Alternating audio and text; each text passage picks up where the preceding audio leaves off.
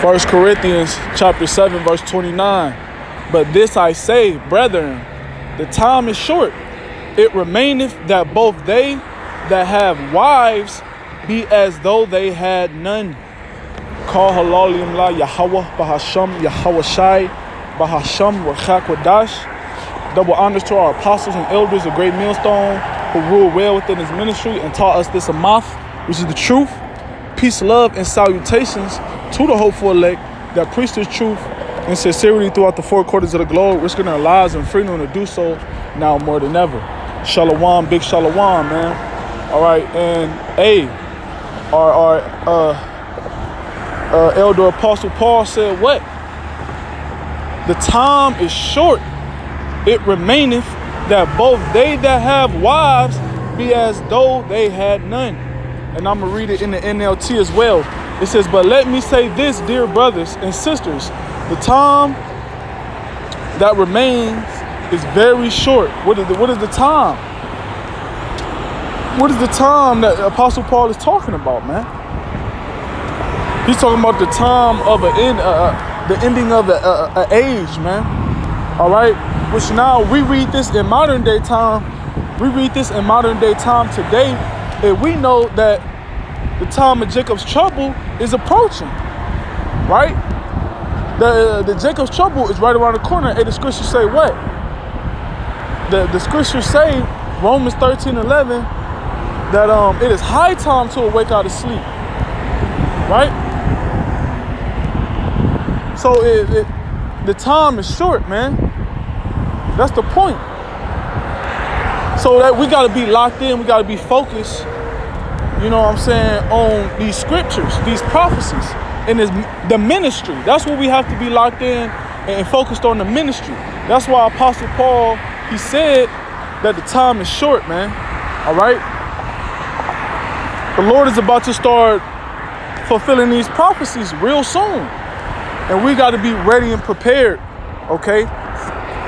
That's why we gotta be attentive to the ministry first and foremost. That's the whole reason why Apostle Paul said they that have wives be as though they had none. Now that doesn't mean not to be a husband to your wife if you have one.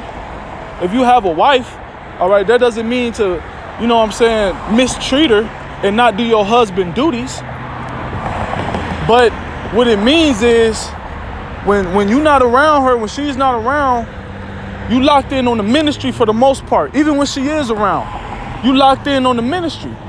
All right? You're not locked in on being husband of the year. That's not what this is about. All right? It's not about being family man of the year, father of the year. That's not what the Lord requires of us right now. All right? We can't even do that in this society. So with that being said, you know what I'm saying, our main focus is locked in on this ministry.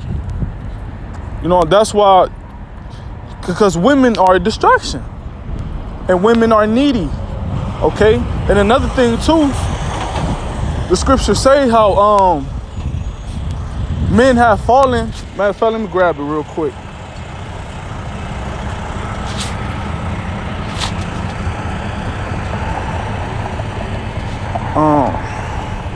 This is First Esdras 4,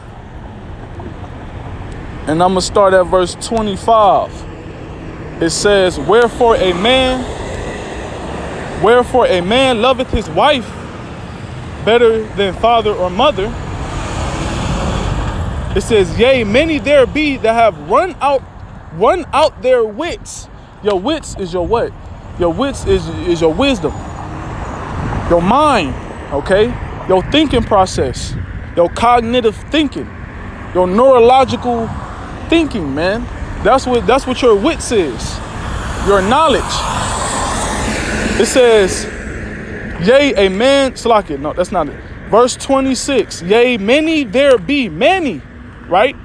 There be that have run out of their wits for women and become servants for their sakes, right? So that's how heavy that spirit is, man. Okay? Especially now in this time period where the curses is on us. You know, it says many, he said many have ran out of their wits for women and become servants for their sakes. See, we servants for Yahweh Ba'ashem Yahushua in his ministry. All right, first and foremost, the woman is supposed to be the servant for the man, not the other way around. But the scriptures also say what? In Jeremiah 31.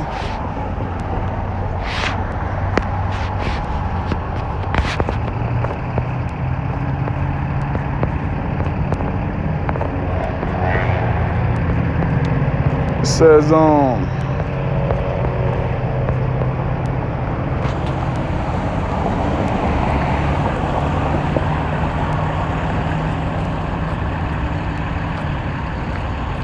like, bear with me, Bob Kushah.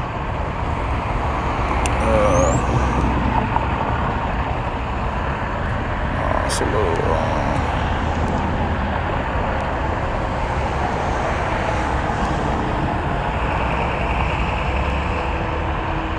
Bob Kushah, bear with me, Bob Kushah. I know it's in this chapter.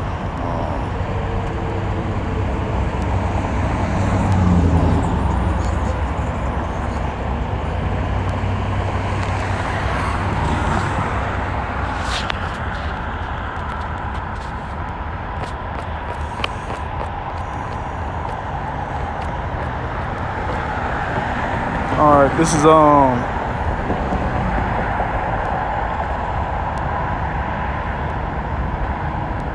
Jeremiah 31. Jeremiah 31, verse 22. How long wilt thou go about, O thou backsliding daughter? For the Lord hath created a new thing in the earth. A woman shall compass a man. And that's today's society, man. The woman has compassed the man to the point where, you know, Esau Edom has made a hedge for these women, man. Especially our nation of women.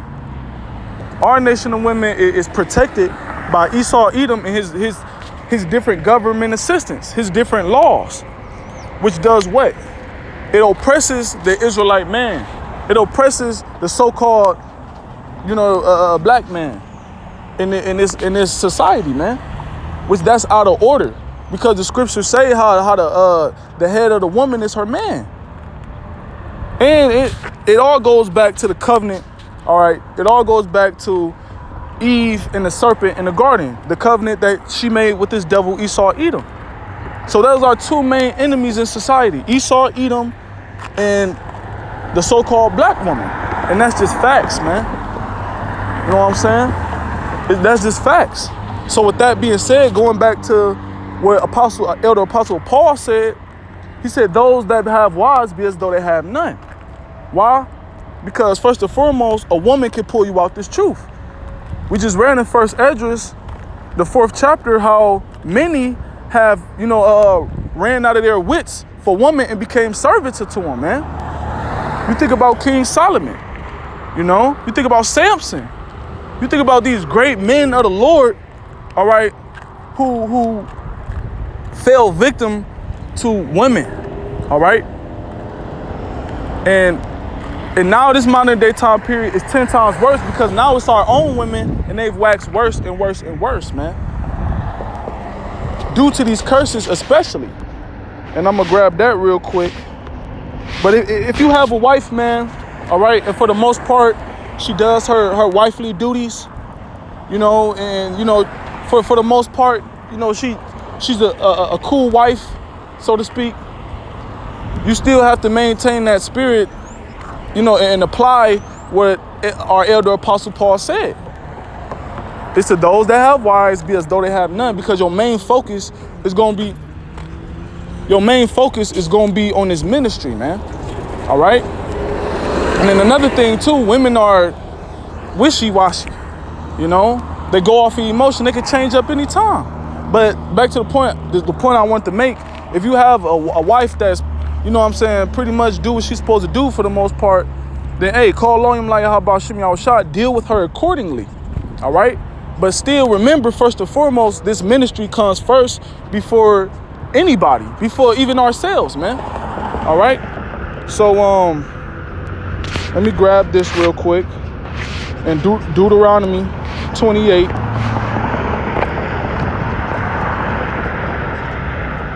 All right. Just expounding on the point that the end of, all right, the so-called black woman is a enemy, all right, for us, is a enemy. But soon, the Lord is about to put them in order, all right? Once the tribulation gets heavier and heavier, these women gonna start getting back in order, man. So this is Deuteronomy 28 and 30. And these is curses upon the nation of Israel that we still going through now, which really they wax worse over time because we went off from the Heavenly Father and we did adultery. We committed adultery against the Heavenly Father with these false idols, man, with these heathens, man. All right, but verse 30 it says, "Thou shalt betroth a wife." To betroth means to marry. When you're marrying, your marriage is sex, man. All right, that's what marriage. A lawful marriage is taking a woman's virginity. All right, and the token will bleed the blood on the sheets. That's betrothed. That's marriage. It says, "And another man shall lie with her." That's a curse, man. Your woman committing adultery on you, being a harlot. Hey, many of prophets went through that. Many of prophets went through that, man. Many men of the Lord. Think about Hosea. You know. It says, "Thou shalt build an house, and thou shalt not dwell therein." Well, yeah, that was the point that I wanted to get from that. That thou shalt betroth a wife, and another man shall lie with her. That's a curse, man. Because nowadays, it's damn near impossible to find a virgin. All right, and if you do, she's young as hell. Which there's laws against that, man. Esau got laws against that. So now it's best not to even go that route, man. But the point that I'm making is that no woman, a man that takes a woman's virginity 9 times out of 10, she's not with that man today. That's adultery. You know? That's adultery. That's not how that's not how things supposed to be ran. Let me see. It was really another one.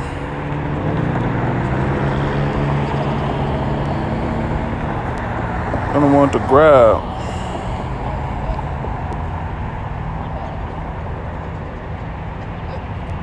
So log it, bear with me, Bob Kashar, as I find it.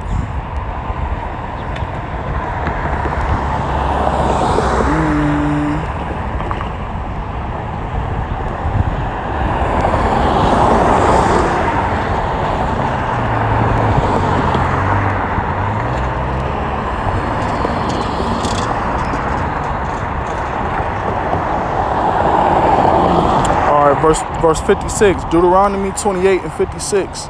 It says, "The tender and delicate woman among you, which would not adventure to set the sole of her foot upon the ground for delicateness," which that was the estate of our women.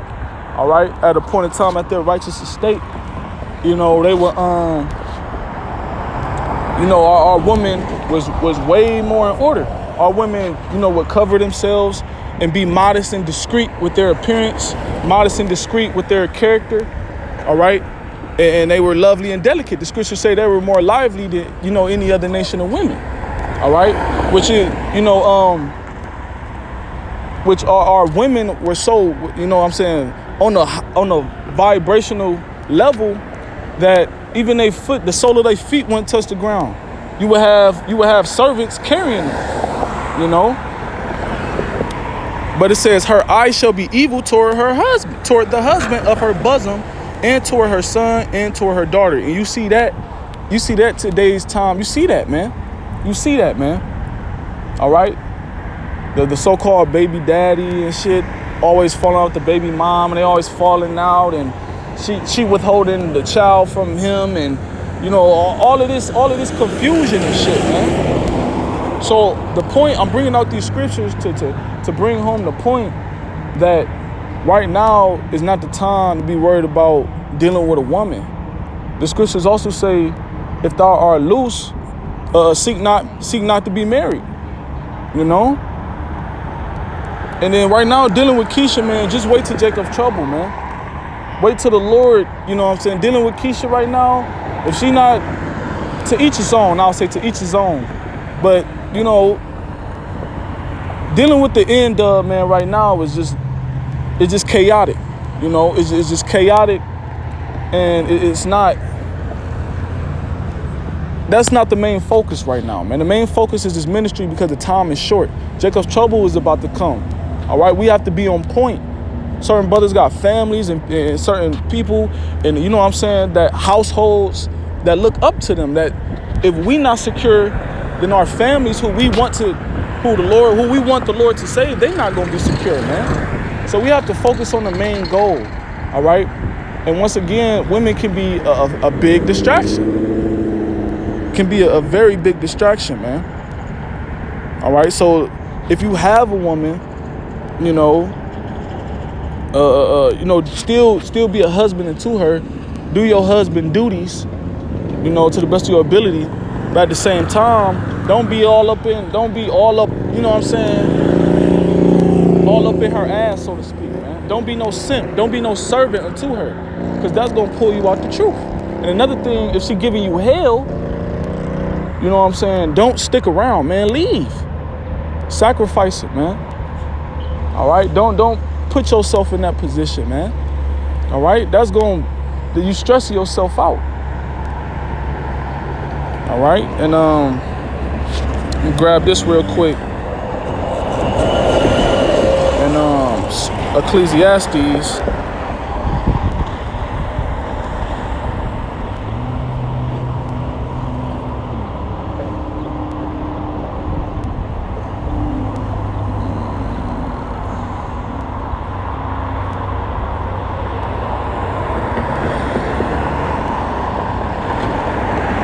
This is Ecclesiastes 7:26.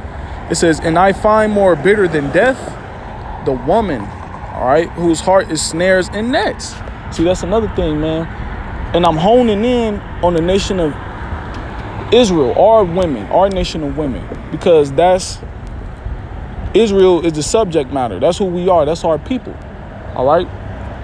So I'm harping in on the woman, the so-called Israelite woman, no matter what tribe you from, the Israelite woman, okay? It says, whose heart is snares and nets. A snare is a trap. A net is a trap that's set up to basically restrict your movement. And that's how our nation of women are, man, today. Because there are it's always an ulterior motive in their mind. It's always a trap so they can get what they want, man. You know, it's never genuine. It's never good intentions. For the most part, I'll say for the most part, you do have women out there.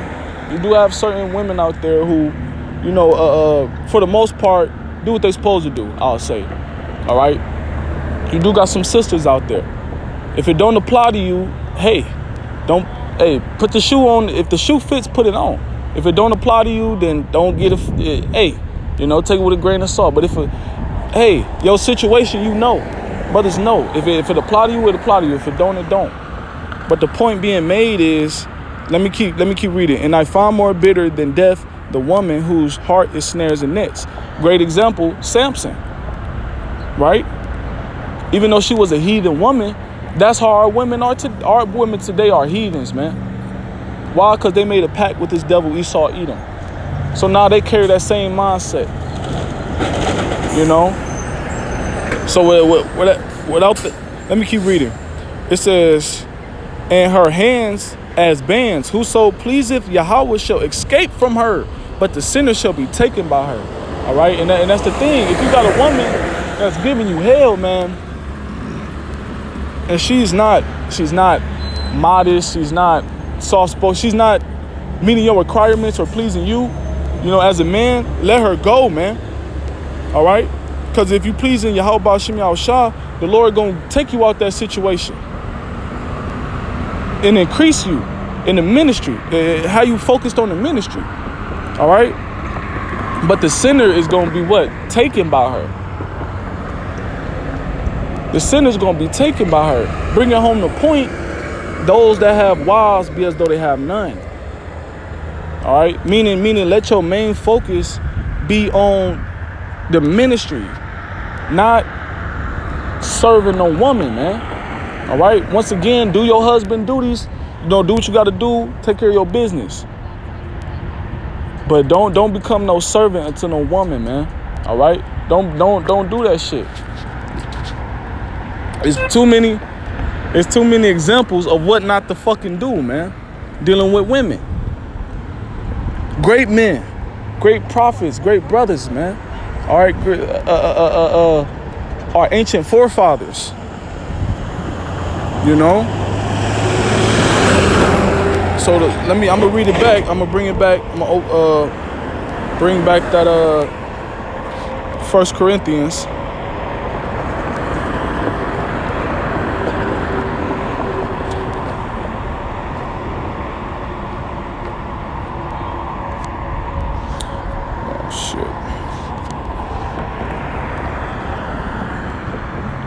It says, 1 Corinthians 7:29. But this I say, brethren, the time is short, it remaineth, that both they that have wives be as though they had none.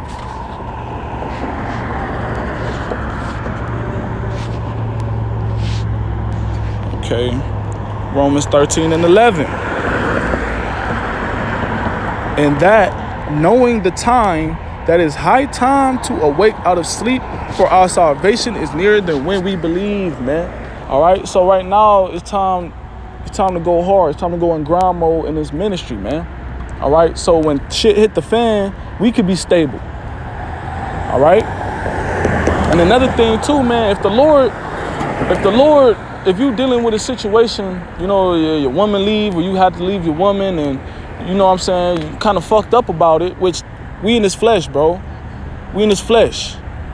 Okay, we have emotions and things like it's gonna happen. Brothers been through it. You know what I'm saying? Plenty of brothers been through it. You know, but if you in the, you know what I'm saying, in the spirit where, you know what I'm saying, you broken hearted, or she didn't play it the hard out on you, or whatever it is, man. Okay, you have to understand, once again, the Lord delivered you out of that situation. Because if you didn't, and you call Allah, you lied to Wadi Yahweh Ba Hashem Yahushua. Because if he didn't deliver you, you would have been taken by her, man. You know? And once again, I'm going to keep reiterating the point. If it don't apply, then hey. But if it do apply, then hey, if the shoe fits, wear it. Okay? And this is me, for real, talking to myself first and foremost. But these women ain't going to get right to the kingdom, ultimately. All the way to the kingdom. Jacob's trouble, hey, the Lord, hey, Isaiah 4:1, you know. But right now, we have a job to do. Even in Jacob's trouble, we still have a job to do, man. All right, you can't be all Googled-eyed over your wife, over your woman. You know? So with that being said, the point has been made, all right? And Lord willing, is the edifying lesson. Once again, call Allah Yahweh Ba Hashem Yahushua Ba Hashem B'Chak. Double honors to the apostles and elders of Great Millstone who were well. Shalom, shalom, wa wassalam.